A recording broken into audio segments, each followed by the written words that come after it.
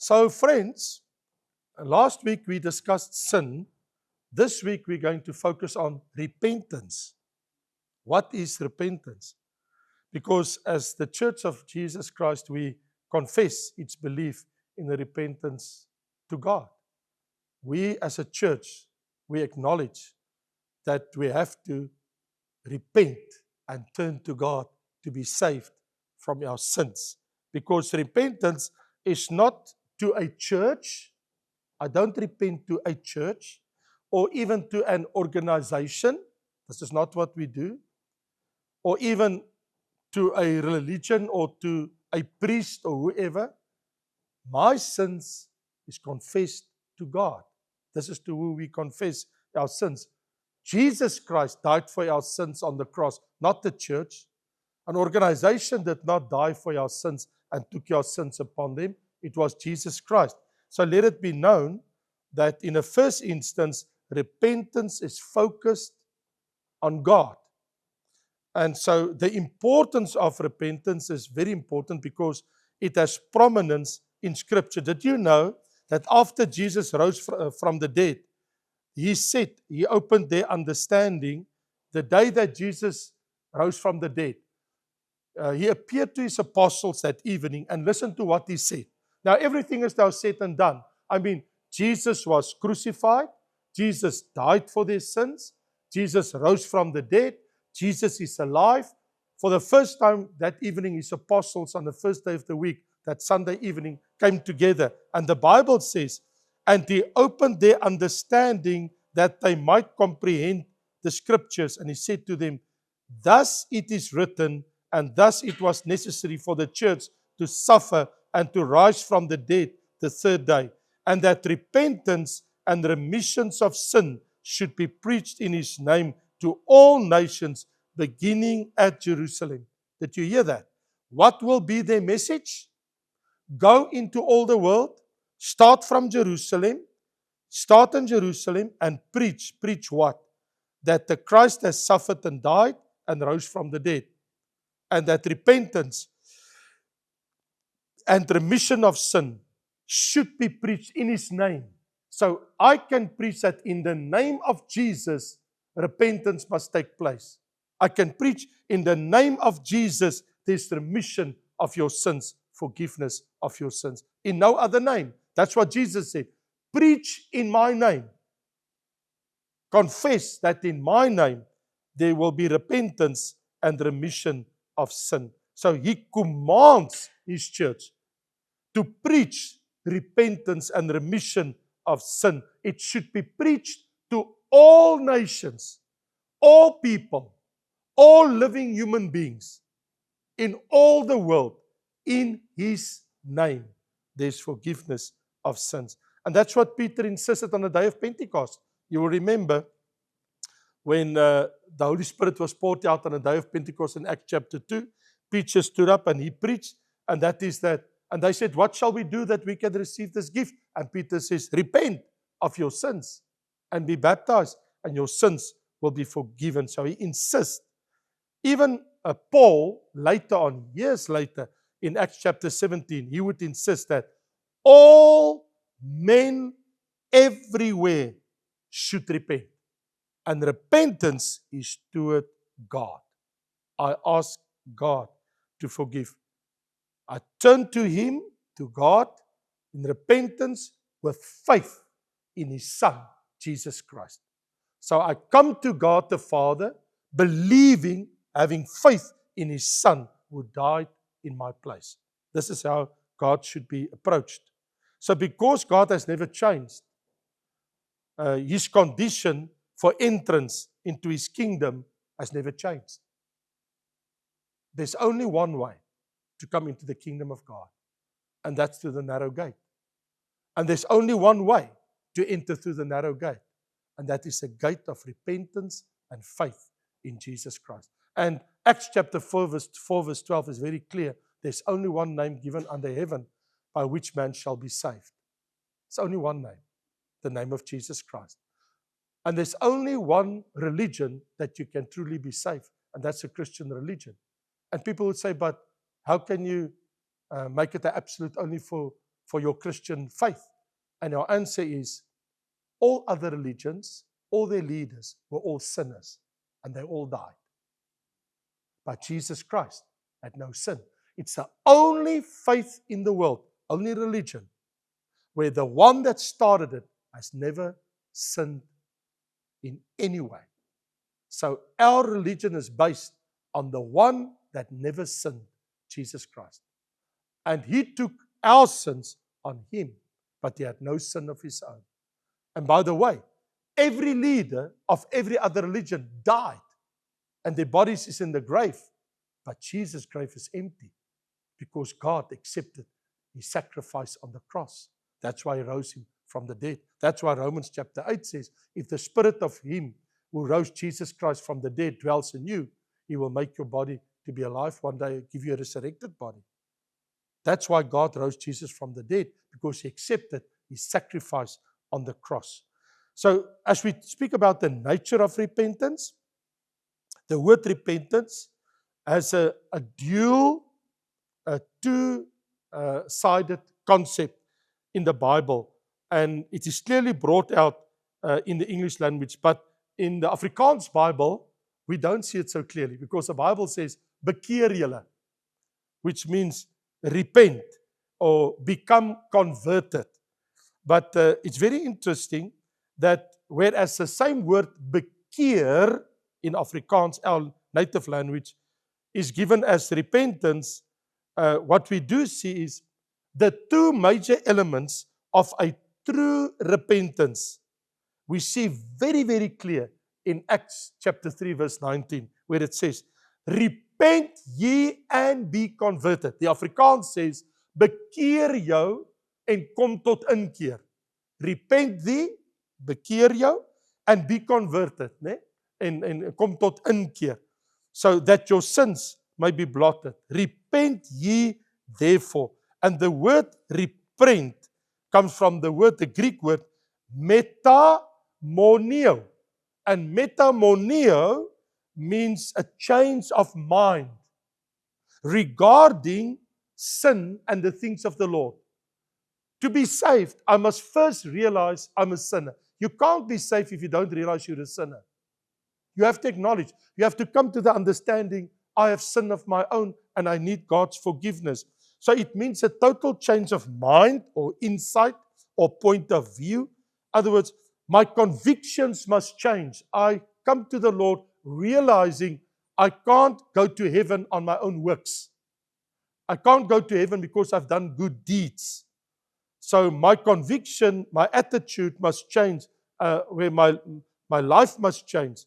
And that is what, when Peter said, repent on the day of Pentecost, what he actually is telling them, change your minds. You crucified Christ. He said to them, the one you crucified, God rose him from the dead, and he received this promise from the Father. And that's why these people are baptized with the power of the Holy Spirit.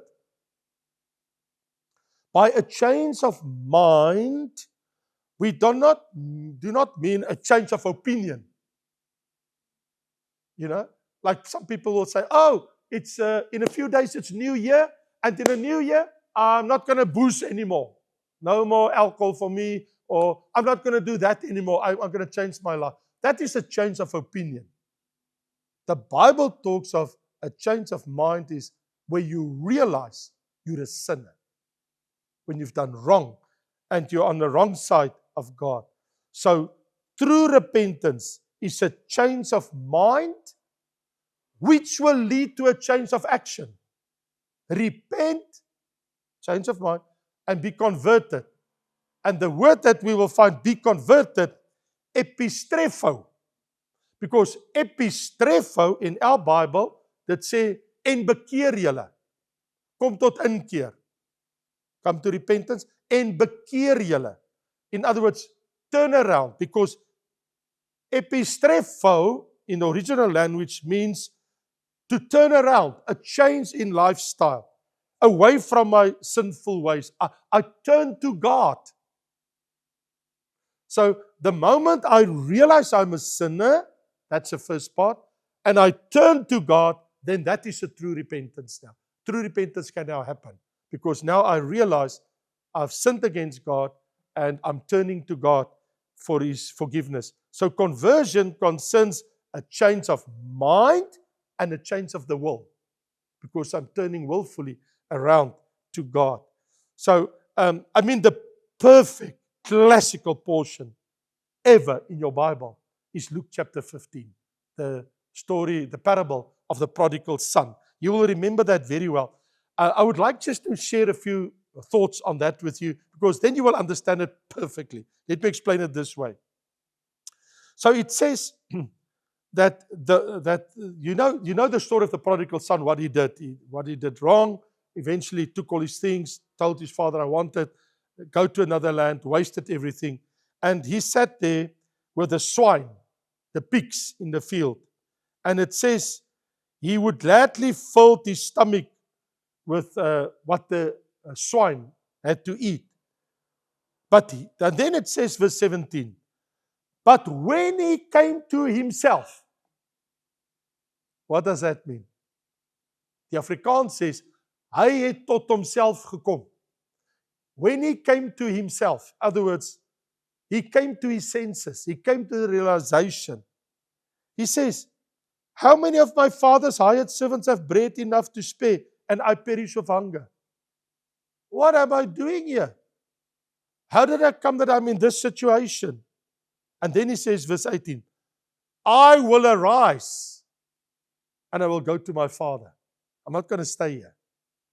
First, he came to himself in his mind, change of mind. And that is what we call, when he came metaneo, when he realizes, what am I doing here? And then he says, I will rise. I'll get up. I'll go to my father. I'm going to turn around from these pigs. I'm going to go home. And then it says, verse 20, and he arose and came to his father. That's exactly what he did. That's classical repentance and conversion, where he realizes, what am I doing? I've got it all wrong. I'm a sinner. And he says, Father, forgive me for what I did. I was so wrong. And of course, we know the rest of the story. So when it gets to a repentance is deliberate, willful turning away from sin to God. I go to God and I openly confess. So a scriptural reference, repentance will always mean a change of attitude and a change of action. When that happens, you can't have one with the other. A true repentance is not I just turn around and I go to the Lord, because you can go full of yourself to the Lord and your own righteousness. A true repentance is I acknowledge I'm a sinner. I came to myself. I realize who I am. I've sinned. And then I turn to God and I ask His forgiveness. And of course, when the Holy Spirit brings that in a heart, repentance and confession, there must be sorrow. Because the Bible talk about there must be a remorse. In other words, I am heartbroken. There is a metamelomai. Metamelomai means I'm here, I'm turned upside down here because I realize what I did. I've sinned against God. I was wrong and I'm sorry. And that's what the Bible says. If this is the way I come to God, I realize I'm a sinner. I turn to God and I come with a remorse. Surely, forgiveness will be sure when I come to Him like that, in a spirit like that, in the name of Jesus Christ, the beloved Son of God, the one who died. God will never, ever, ever hold it against any human being for any sin he has ever committed. God will surely forgive. If that is how you come to God, the Bible is clear. Our God is a long-suffering God. He's a merciful God, and God would surely forgive. If you come with faith in the name of Jesus Christ, confessing with remorse and asking His true forgiveness, where you acknowledge that you've done wrong and you need it. And that takes place, of course, by the grace of God. Saved by grace, through faith. And God don't save me because of my faith, then I deserve it. But I know because I believe in His Son of God, now I receive His grace. Because Jesus gives me the grace and He gives me forgiveness because of His blood that He shed on Calvary, on the cross for us. So whoever does this can now accept God's forgiveness. And it is immediately. It's not to negotiate. It is immediately by grace, in childlike faith, by just thanking God, believing God who He is, the merciful, long-suffering, the one that loved me so much. John 3 verse 16. God loved the world so much that He gave His only begotten Son. And Jesus said in Luke chapter 19 verse 10 that He have come to save sinners. Sinners. Sinful people. Of course, the question of the working of repentance, where does it come from? Well, we know the Lord does it by His Holy Spirit, because we do not believe in the concept of sovereignty, which denies the responsibility of man. In other words, half of you, God saves you, and the other half don't.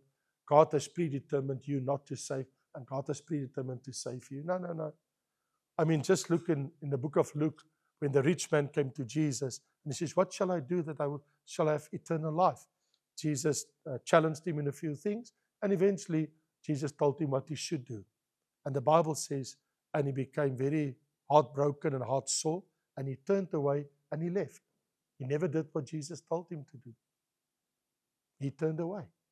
And even there's some of the gospel says, he looked at him, this rich young ruler, and the Bible says, Jesus looked at him and he loved him. He saw here is a very special person. That this rich young ruler wants eternal life. And he offered it. And he wouldn't accept the way Jesus told him. And he turned away. And he's lost. He turned around. He walked off. While the other one that did all the wrong things, in Luke chapter 15, the prodigal son, when he came to his senses, when he repented, when he asked forgiveness, he received. And he was restored. So, the Holy Spirit brings conviction in the heart of the sinful human being of his lost state. The Holy Spirit, according to John chapter 16, He will convict us of our sinfulness. And if we respond to that rightly, not justifying our sins, not trying to explain it away or why we did it, we just acknowledge, Lord, I am a sinner, forgive me. And so, but if I refuse to repent, the Bible is very clear. If you refuse to repent, you will die in your sins. But by the grace of God, repentance takes place because the Word of God convicts us and the Holy Spirit brings conviction. And when that conviction comes and the sinful person acknowledges his lost state, he can exercise his will to come to God. And that's why Jesus said, I will never turn him away who comes to me. John 6 verse 44. If you come, my heart will be open. My arms will be open. Any sinner can come to Jesus for salvation. But you have to come on His terms. And His terms is you have to acknowledge, I am a sinner. You have to ask for His forgiveness. And you have to believe in the one who died for your and my sins. And only through His blood, His atoning death, His sacrificial death, where He died in our place and He was condemned for our sins. The one that did that, only in His name I can receive forgiveness of sins. So repentance is truly the way to come to God to be saved. And there's no other way. There's no other route. There is no other means of getting into the kingdom of God. Except man be born again. John chapter 3, Jesus said, except man be born again, he cannot enter the kingdom of God. And to be born again means that my spirit needs to be made live for God. And that can only happen when the sinner willfully acknowledging his sins, confessing his sins, and come to the Lord with a repenting heart. If that is how you come to God, you can be sure God will forgive and you will receive eternal life. And so we receive eternal life. Our names will be written in the book of life and will be ensured and it will be there for all eternity if this is the way. That's why the Bible says in John 1 verse 12, and that is that by believing in Him, we become sons of God. In actual fact, I love this verse that says in verse 12, for as many as received Him, if you receive Him, to them He gave the right to become children of God, to those who believe in His name. There it is. For those who receive Him, you receive Jesus Christ into your life, and He will give you the right. Now you become a child of God because God puts His Holy Spirit in you. When the Holy Spirit comes and reside in you, when the Holy Spirit comes to live inside of you, and He baptized us in the body of Christ, we belong now to Corpus Christi, part of the bride of Christ, belong to the Lord by the grace of God. The only way to enter heaven is to be born again. And that's an act of God. And the only way that the act of God can take place in my life is when I willfully come to the Lord and I confess my sins, and I come with a changed heart, changed mind to the Lord with a heart open to Him, confessing and asking His forgiveness. When I repent and be converted, kom tot inkeer en bekeer julle. If I go that route, I can be saved by the blood of Jesus. That's why the Bible says that those that call on the name of the Lord will be saved. In closing, I would like to read you these words in Romans chapter 10. For me, it is a very beautiful portion of Scripture that actually put a stamp on all of this. For where the Bible tells us that if you come to the Lord with a heart like this, and that's verse 10, Romans 10 verse 10. For with the heart one believes unto righteousness, and with the mouth confession is made unto salvation. For the Scripture says, whoever believes on Him will not be put to shame. For whoever calls on the name of the Lord shall be saved. With your mouth you confess, with your heart you believe, and whosoever call on the name of the Lord Jesus shall be saved. Amen. Until next time.